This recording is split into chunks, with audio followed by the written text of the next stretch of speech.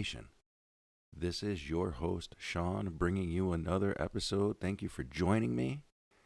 And this is being released on Father's Day, even though it is a little bit later in the evening. So, to all the dads out there who are joining me on the pod, happy Father's Day to you, and hope that you had an enjoyable day. My weekend for Father's Day, I have to say, was kicked off to a pretty awesome start. I got to go golfing, which I didn't get to do much of last season, but my son Sean and I got to go hit the course on Saturday of Father's Day weekend and had a great time. Went out golfing in Oswego and played 18 holes. And I'm feeling it a little bit, I got to admit, as I'm recording this. I'm recording this on Sunday, so literally on Father's Day. And like I said, we got to go out Saturday, so yesterday. And yeah, it's been a minute since I've been out on the course, and definitely been a minute since I actually played through 18. Typically, when we go out, we play through 9, and and then call it a day, unless it's a tournament. Or like I said yesterday, we decided, hey, we've got plenty of time. Let's play another 9. So we went through and played another round, and I had a great time. The weather was absolutely amazing. Couldn't have asked for a better morning to be out on the golf course, which to me is the fun of being out there. Like, I do enjoy the game, but I'm not good at it. I fully admit that. I am not a good golfer. I get some lucky shots. Yesterday I hit a hole in 2. For me, that's pretty incredible. I don't think I've ever hit a hole-in-one, but I also haven't been playing that long. I've only been playing 3 or 4 seasons consecutively now. I've played on and off throughout my life, where I remember probably 10, 15 years ago, I had played and would go out a few times in the summer, and then maybe the next summer not at all, and then maybe the summer after that once or twice, and then there'd be long droughts where I just wouldn't play. So I would want to say the last 3 to 4 years I've been a little more consecutive about at least getting out a couple of times each season. But I've never had any lessons, none of that. I want to take lessons, actually. I do really enjoy the game enough where I think that I would invest in lessons and try to get myself to a place where I'm playing better. Um, I do have a tendency to have a nasty hook off my drive that I just can't seem to correct on my own, no matter how many YouTube videos and such that I watch. So for any golf pros out there, if you want to message me, I'll happily pay for lessons. I just also know that I get so busy that I just honestly forget, that it's a goal or it's a thing that I want to take care of. And by the time the weekend comes around, I'm like, oh shit, yeah, I did want to check into that, didn't I? But didn't do it. So any golf pros out there, again, if you want to message me on Facebook, Instagram, whatever, hit me up, email me, vertigopod@gmail.com. I don't know. I am more than willing to pay for some lessons to kind of straighten my swing out and get a little bit better. But I enjoy the game. And what I enjoy most is really being out there on a day like yesterday. Again, perfect day. I think they were actually originally calling for rain in the weather, reports and whatnot. But not a drop came from the sky. It was beautiful, sunny. Temperature was perfect. It was breezy. It wasn't hot. It was just a beautiful, beautiful summer day. So very thankful for that, and had a great day out there on the course with Sean. So, also want to plug, again, Sean, if you're not familiar, he also does some podcasts. He does Maple Talks, which is kind of dormant right now, but you can always go back and listen to the old episodes. And he's currently doing a podcast called The Elbow Room, which is an MMA podcast. So quick plug for my son who's got those things going on. And to my other boys, who are out there, Matt Maddox is keeping busy with his music. Seth is doing some fund, what is it called? Crowdfunding for some movies that he's into, or from, video game web series and such on YouTube. So he's been very much pouring himself into that. And Zach got a new motorcycle, so he's been out, riding and kind of doing that. So, kids are doing great. Gia doing her thing, listening to her Disney movies and all of her music. She's on an 80s kick. So, yeah, it's been just a tremendous Father's Day weekend for me. So I think that covers everybody. Um, so And then, I don't know. Do I want to get into what's on my playlist now, or do I want to do it after the topic? I'm not sure. I think I'm going to do it. We'll do it after the topic. So I was thinking about a conversation actually that came up between Andy and I on a past episode. It was actually the episode that I had to take down. So Andy had this awesome idea, and I really loved it. And I wasn't sure if it would fly or not as far as releasing it because of copyrights and all of that stuff. So the quick and dirty is Andy and I did this episode where we each brought in a group of songs, and then we would play a portion of the song, and then we broke it down to what we thought the song meant. And it was everything from, there was a Zach Bryan song in there that was literally that he had written about being upset at his Verizon bill. He talked about these blood-sucking vampires. It was a great song. There was I can't remember all the songs that were in there, but there was some great stuff in there. And one of the things that Andy had brought to me was a rap song that talked a little bit about masculinity and about the role that men play in relationships. And for some reason, I've just really been thinking about that. Well, I know why, I think, because I've just been dealing with a situation where, it's tough to decide. So let me rewind. There's a saying that has come up on Vertigo, if you listen back to past episodes, where I say, and I've learned this from a mentor of mine years and years and years and years ago, but he said once to me, what we live, we learn. What we learn, we practice. What we practice, we become. And what we become has consequences. Now, a lot of people think about consequences being negative, but the truth of the matter is consequences are neither positive or negative. They just are. It's just that the consequence is just a result of a behavior or action. Now, if the behavior is negative or the action is negative, then most often the consequence is negative. If the behavior is positive or the action is positive, then again, most of the time, and there's always the what ifs, right? And we can do that. But most of the time, then, we can honestly say that the consequence then is usually positive. And so I just, for some reason, have been spending so much time thinking about this and thinking about it in specifics to being a guy and masculinity and experiences that I've had.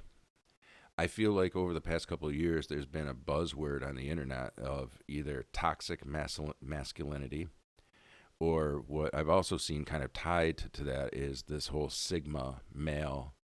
And I don't really want to get into a debate of whether or not I feel like being a Sigma male is true, because I think the truth of the matter is when you can always gather facts that, again, they're opinions. It's not necessarily science related.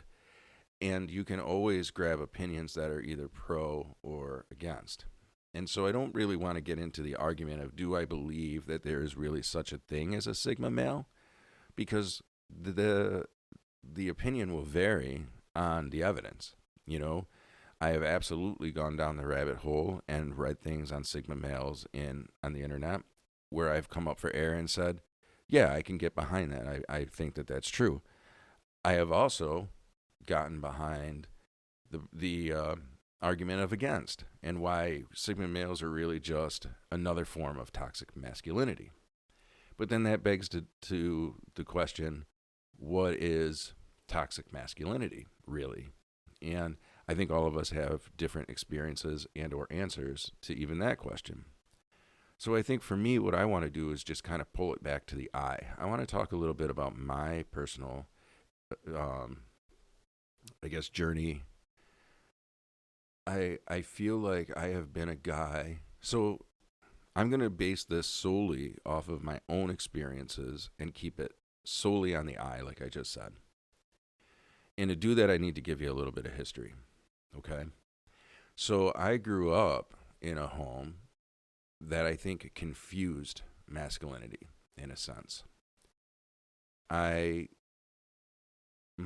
dad was, and this is always the tough part to talk about, right? Because for me, especially, my dad has passed, and he's been passed for quite some time, over 10 years. But it's hard, right? Because I also come from an era where it's like, God, you don't really want to speak ill against your parents, and I'm not speaking ill against him as much as I'm just stating my truth, my facts. So in no way is this meant to be damning to anybody. I just need to put it out there as like this is what it is, and it is what it is. And I know that somebody once told me that that saying "it is what it is" is the statement of an angry man, and I beg to differ. I think that there are very much cases where you can say it just is what it is, as an example of this is the situation, and the situation is not going to change.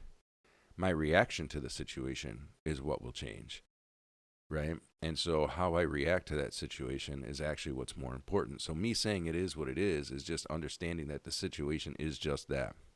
It is a situation that is neither good or bad, healthy or unhealthy. It just is. It just exists. And my approach to the situation and my reaction to the situation is what makes it. So I'm just going to leave that there. But so speaking of my youth, I grew up, I feel like, very confused about what masculinity is. Um, I think that it's important to say that at first I am an adult child of an alcoholic. I think that means a lot in the sense of the mental health realm. So there were very much rules, and if for anybody who's grew up in a home with addiction, whether it's alcoholism or drug addiction, there are very much rules that everybody kind of falls into. First, everybody in the family falls into a role, not rule, but role, ROLE, right? And I think it's very important. And I encourage people, if this is the first time that you're ever hearing this, look into it. And there's some really good, now this is information that you can find a lot of because this has been researched for decades and decades now.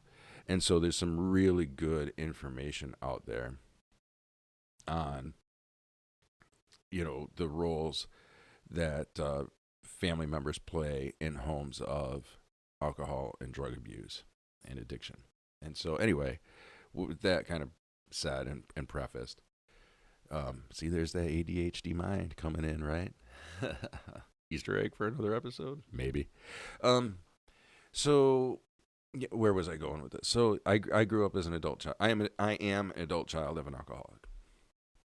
And so, knowing that there are very much roles that family members play within that type of a household. And it's very much dysfunction and it's very much abusive and there's lots of things that go on. There is definitely emotional abuse going on in my household, along with other abuses. And, that will come out, I'm sure, as episodes roll out. But one of the things that I can say for sure is first of all, I was the only boy outside of my dad, right? So there's four of us, four siblings, and I was the oldest and the male. And I have three younger sisters.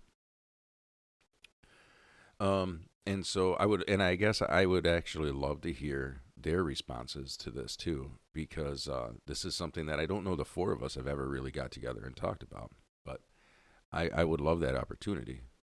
And in my own kind of journey of trying to find some self value and also trying, I think, to heal and just be a better person. I would love to have these conversations actually.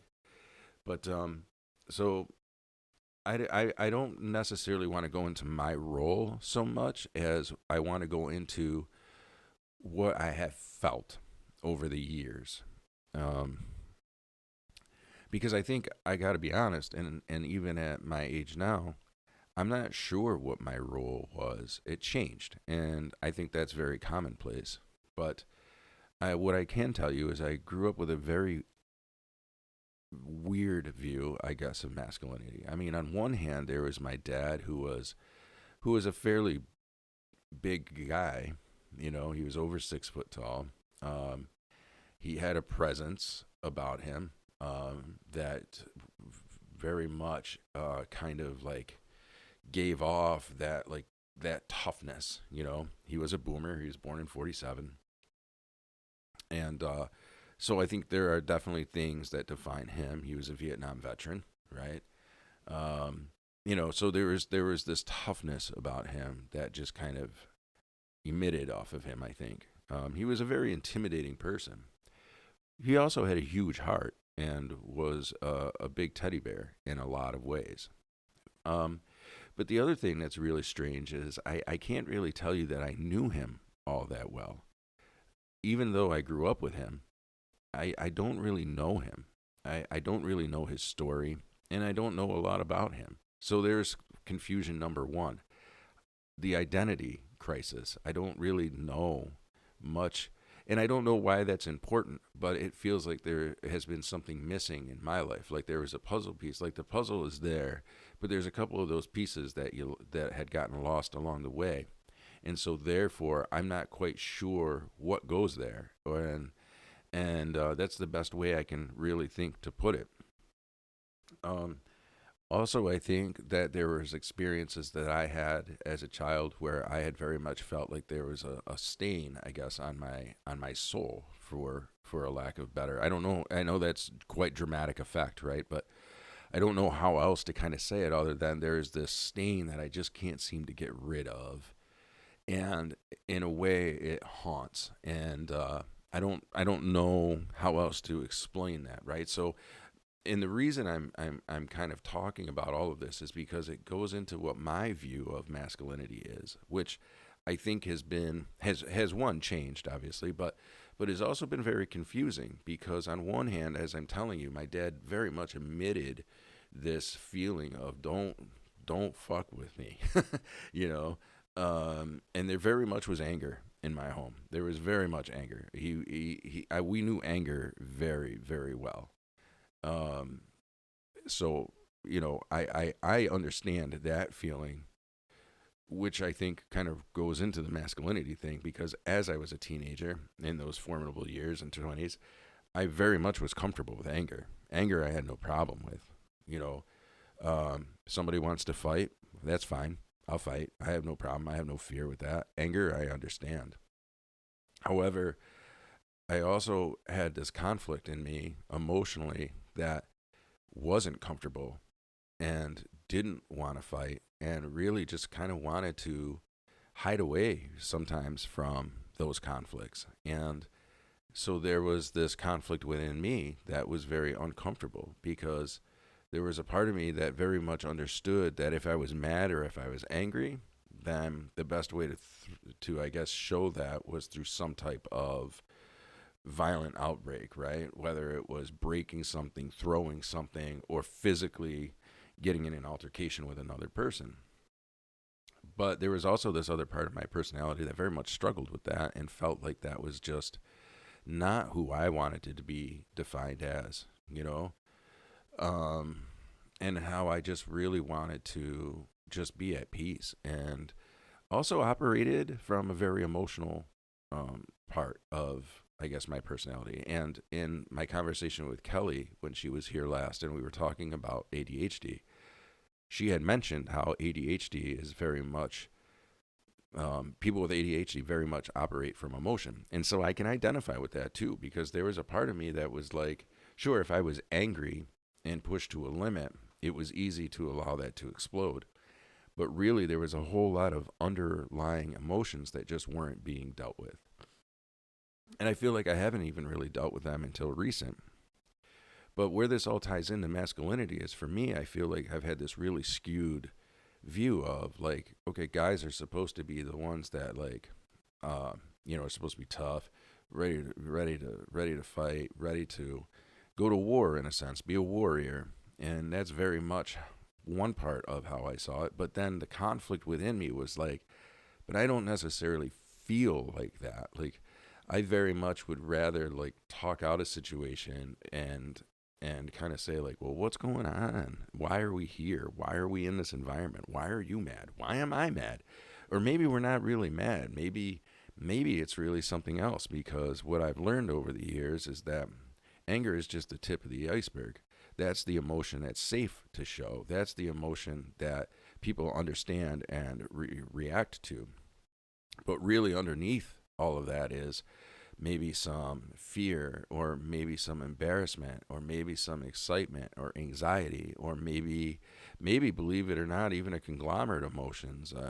Can be happy about something, but being happy about something um, also leads to having a little anxiety about it. And then what kind of starts coming out is this gruff, grumbly kind of, feeling. And it looks like anger, you know. So these are all the thoughts, I guess, that I have been kind of struggling with. And again, understanding that anger is a feeling that is very much safe, I guess, as far as masculinity goes. But there are underlying things. But then with the underlying things, I want to talk about that too.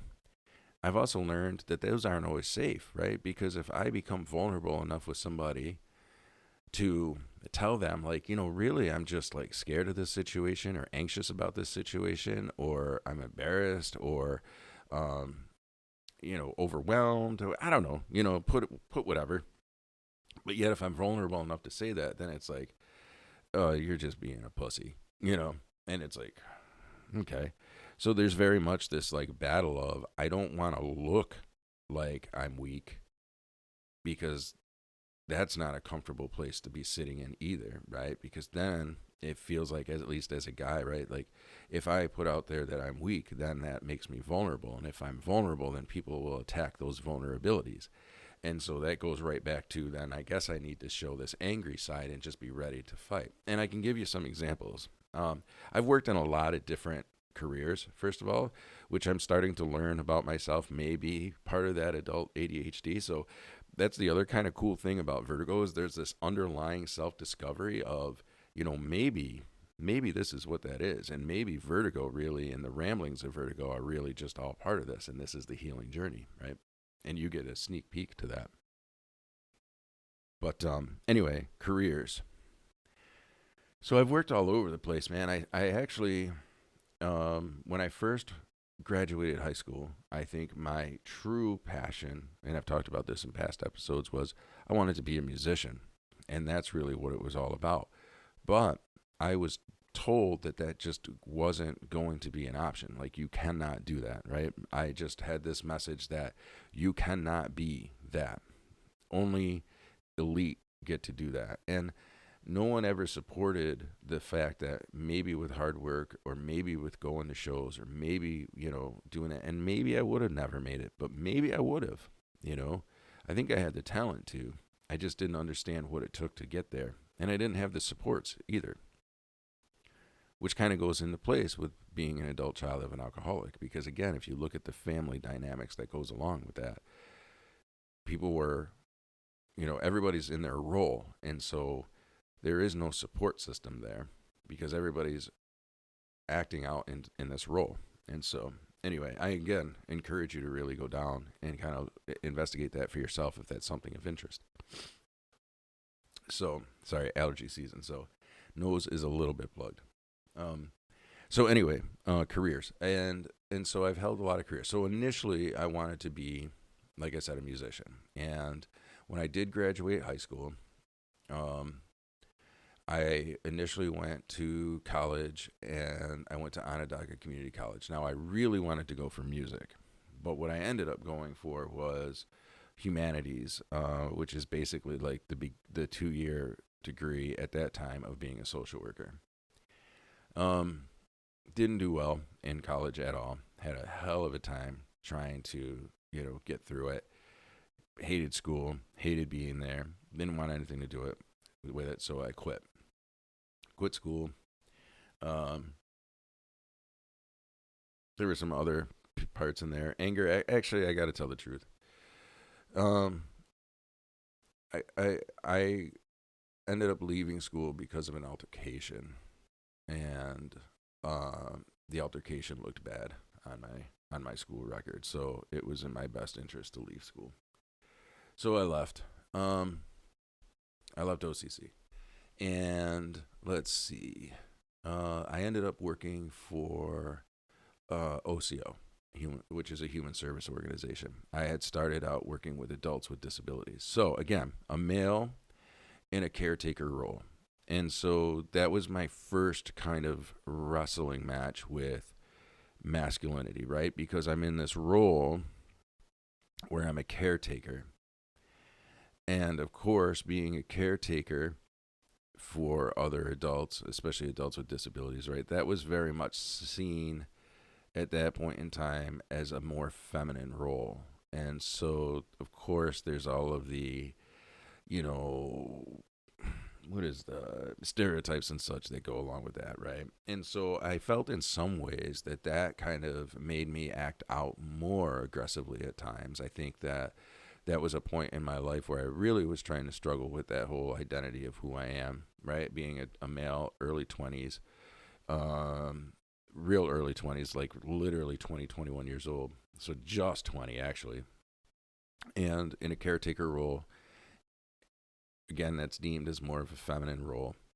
And, trying to really kind of wrestle with that. Now, I had a great career with OCO, and I learned a lot working for OCO, and they gave me a lot of opportunities. And I didn't end my career with OCO, just being a caretaker. I got the opportunity to work in many different facets through. I was with OCO for like 10 years, and but and this is how long I struggled, I think, with this whole masculinity thing without even realize that I was struggling with it, because I changed roles within OCO multiple times. Like I said, I worked with adults with disabilities.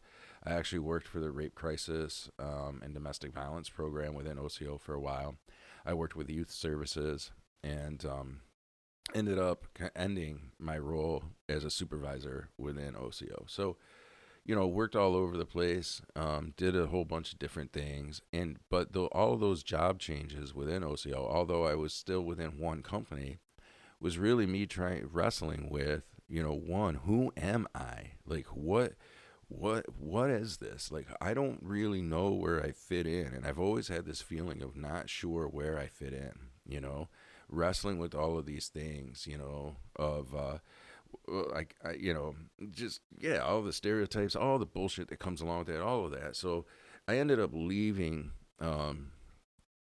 OCO and went into working in addiction services.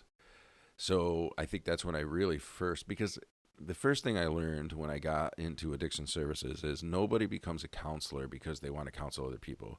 Most people end up in that social worker role because part of it is you want therapy for yourself. So I would say by the time I got into being an addictions counselor is the first time that I really started to address issues within myself, because I realized I needed to not only, talk a talk, there was a walk that I had to do. I am very much about the person that I am very much about, like, I want to be real with people.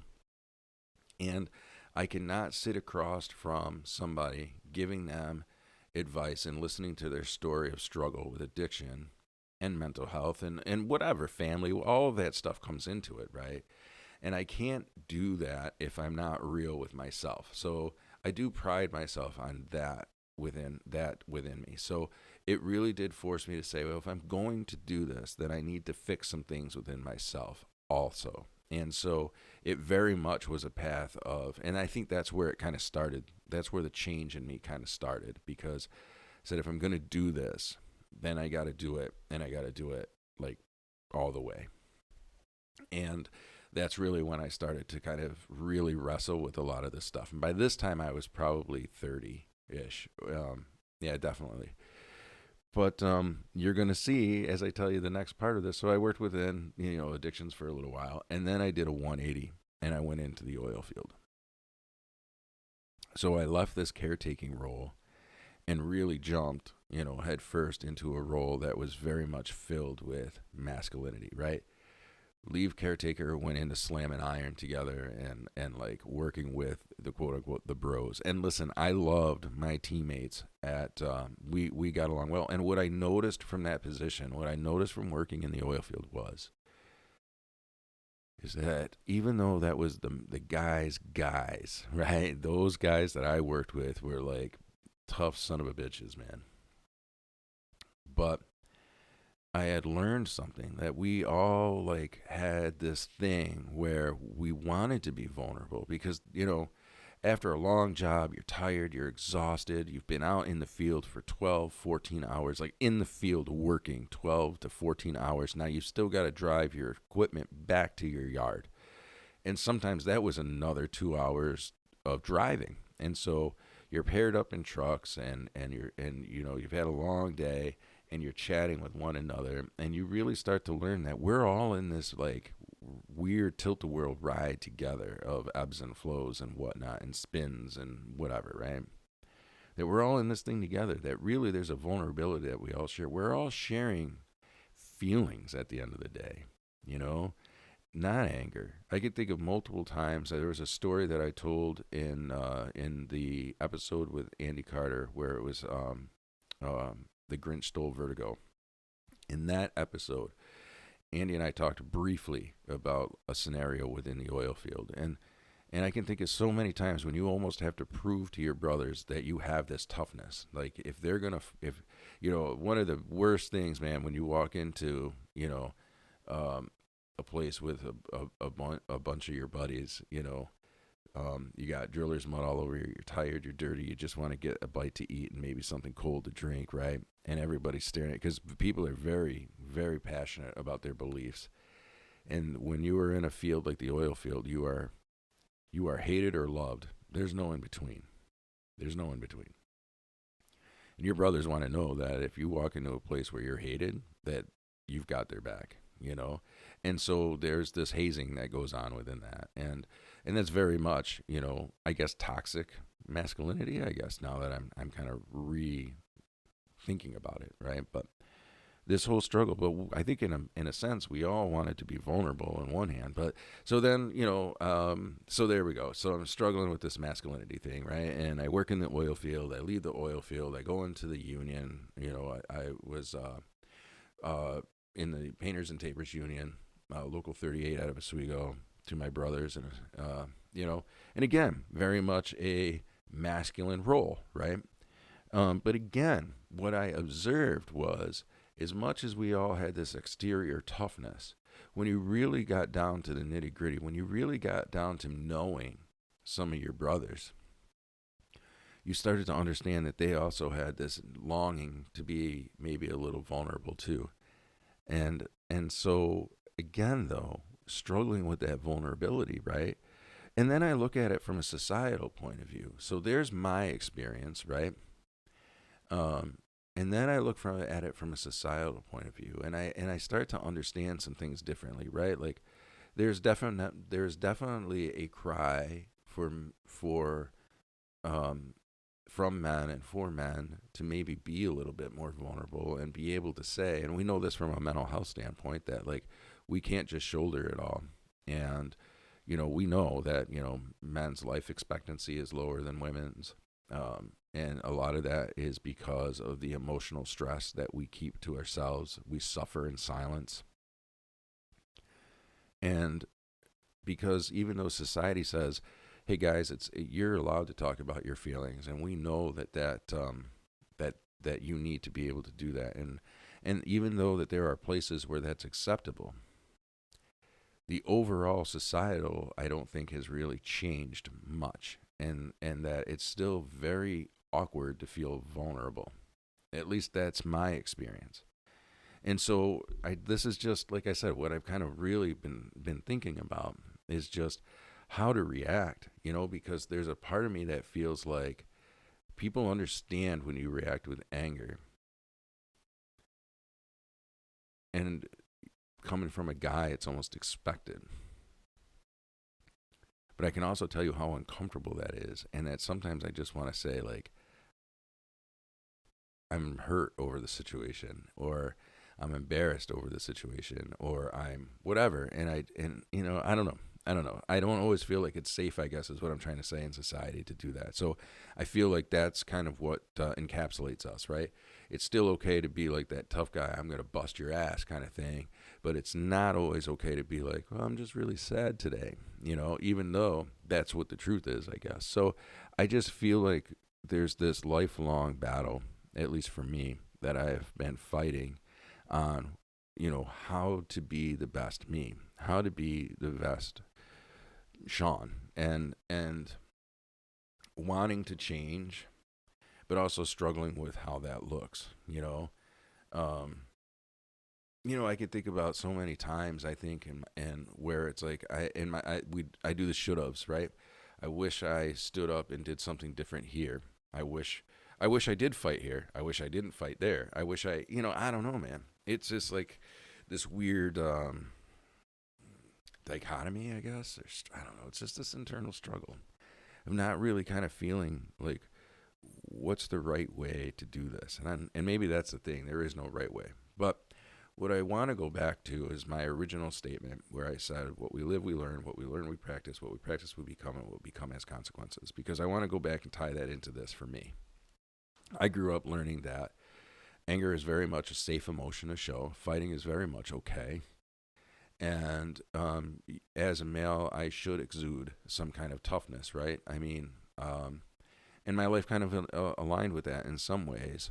I was a wrestler in high school, and even though I wasn't the best wrestler, I enjoyed it.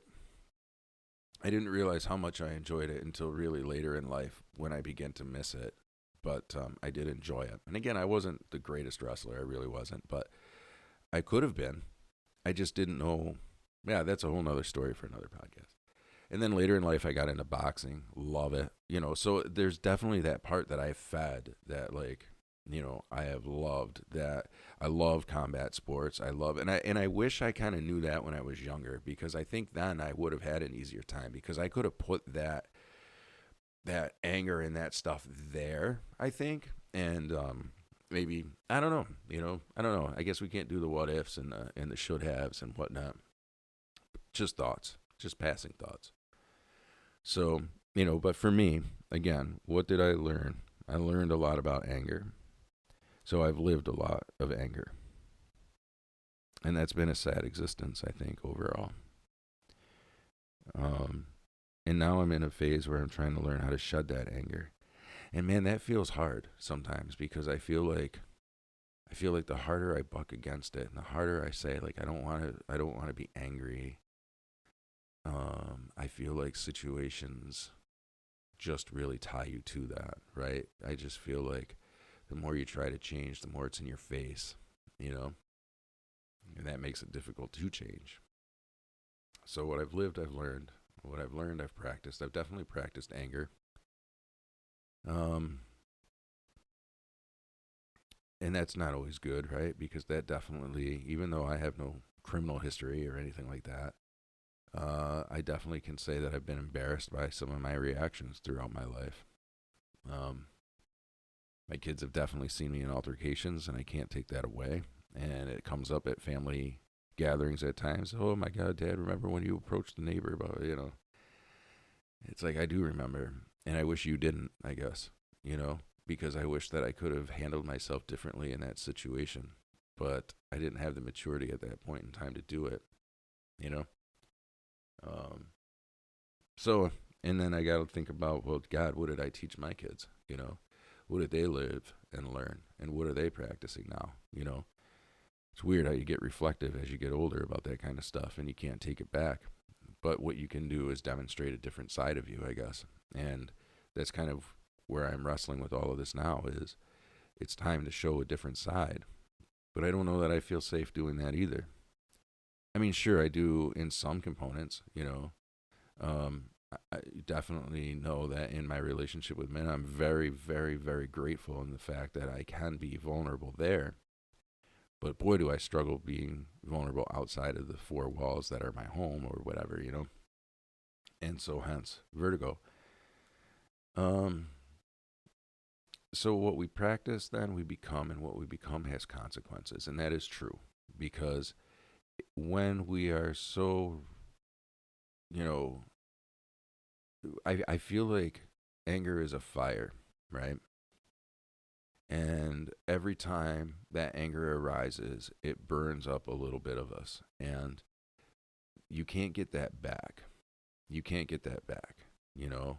And so the longer that goes on for, you just kind of become like this angry shell. And I refuse to be that. I refuse to allow that to be what my defining moment is. So now I've got to back up and I've got to relearn. And in a way, that means I have to relive.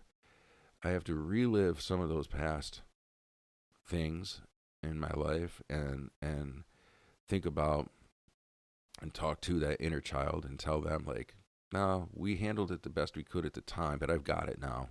And there's a different way and a better way that we can handle it. And I'm going to take the reins from here and not let that inner child rage. And I'm going to get in touch, I guess, a little bit with those vulnerable emotions and kind of like try to sort that out so that I can then become a different person. And so that my consequences can now be different. My consequences don't have to be guilt and or shame of how I handled situations, but instead I can look back and say, I did that the best that I could do it. And even though maybe the outcome isn't what I wanted, I know that I put my best foot forward and didn't succumb to the situation, you know? So I guess that's my thoughts for the day. I'm going to leave that right there, I think, for now.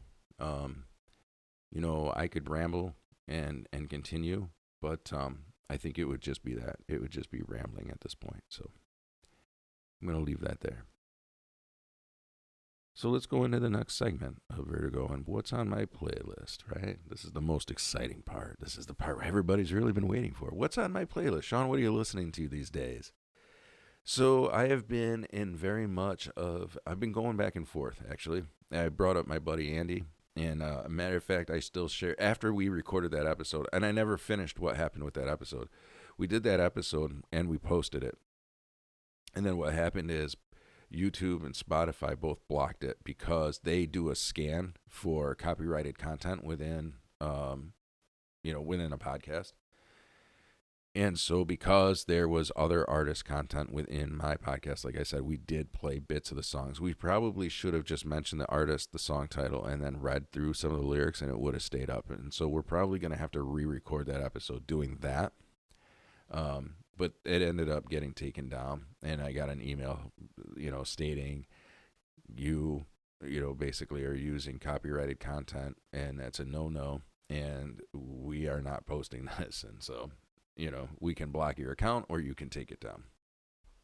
And so I chose to take it down. So where was I going with that? So that's kind of where that went. But Andy and I have had some great discussions and look forward to having some other, great discussions. And, I just want to thank you, sir, because you kind of helped also bring this out on this podcast. So if you're listening, thank you. And I hope that you and I can have a more in-depth conversation about all of this. And I kind of forgot what else I was going to say about that, but that is that. Let's see. What's on my playlist? Oh, Ghost. I've been listening to the new Ghost album, Skeleton. I'm absolutely just over the moon about that album, man. I think that album is absolutely incredible. The ebbs and flows in the range from the music to the lyrics, incredible album. So if you're a hard rock fan, and looking for something to listen to, Ghost, Skeleton, that album is absolutely incredible. Now, where Andy came up, I still text him songs and things from that interview, or from that podcast.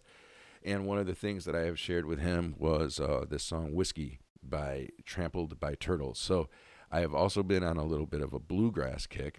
So I've been listening to a lot of Trampled by Turtles, who I don't know what it is about them specifically, but I love their music, and they're definitely worth checking out. So if you're a bluegrass or folk, Americana fan, Trampled by Turtles is definitely a band that you should be checking out. I think that they are definitely worth it. And their music is just fun, right? There's something about bluegrass music, especially the upbeat songs, not the ballads, but the upbeat songs that are just fun, man. There's this just emotion of like, well, it just feels good, So Trampled by Turtles has definitely been on my playlist as well. Even though the song Whiskey that I referenced is a ballad, it's not a very upbeat song, but it's so well written. And that was kind of my point in sharing it with Andy, is that it was just such a well written song that I just had to share it. But yeah, Ghost, I think, has been kind of more the dominant force and just really listening to them. So that's what's on my playlist. And thank you for hanging out with me for the last 40 minutes plus. I really appreciate it. Thank you for giving us a listen, or me a listen. I should say there is no us. It's just me and the microphone today. Indy didn't even join me in the studio today. She decided that she wanted to stay in bed. So she's over in the house and probably still sleeping. Good for her. But Vertical Nation, thank you so much again for the continued support. I appreciate all the listens. I appreciate everybody. Just the support. I appreciate it. I'm just going to say thank you. I'm going to cut it there and not go off into some long tangent of whatever. So thank you. If you're new here and you have not yet subscribed, go ahead and hit that subscribe button. I guarantee that if you're liking this episode, the past episodes and future episodes will not disappoint. As always, as promised, yes, there are guests coming. It's not going to just be solo episodes forever. I do have guests that are scheduled to come back, and I'm working on scheduling more. So if you want to be a guest here, just hit me up at either Facebook. You can private message me. You can message me, whatever you feel comfortable doing. You can also email me at vertigopod@gmail.com. So with all that being said, Vertical Nation, thank you. And I hope this episode made your head spin. Take care.